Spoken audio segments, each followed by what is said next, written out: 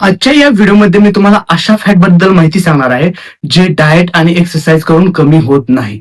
आपल्या शरीरामध्ये एक इमर्जन्सी हार्मोन आहे ज्याला आपण स्ट्रेस हार्मोन किंवा कार्टिसोल हार्मोन म्हणतो आणि देवाने हे आपल्या शरीरासाठी चांगल्या गोष्टीसाठी दिलेलं आहे. त्याचे फायदेही भरपूर आहेत, पण ते इमर्जन्सी आणि कमी श्रवलं तर त्याचे फायदे आहेत.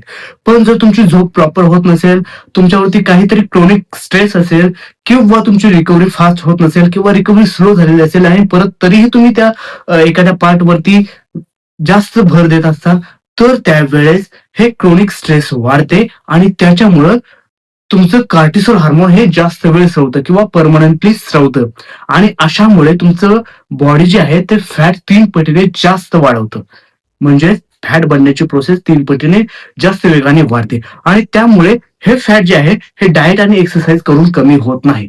त्यामुळं तुम्हाला जर तुमचं फॅट कमी झालेलं जाणवत नसेल डाएट आणि एक्सरसाइज करून, तर तुम्ही एकदा तुमचं कार्टिसोल हार्मोन चेक करून घ्या. जर कार्टिसोल हार्मोन वाढला असेल तर डाएट आणि एक्सरसाइज करून काहीही उपयोग होणार नाही. त्यामुळे तुम्ही पूर्ण बॉडीची टेस्ट करा आणि कार्टिसोल हार्मोनलाही कंट्रोलमध्ये ठेवा.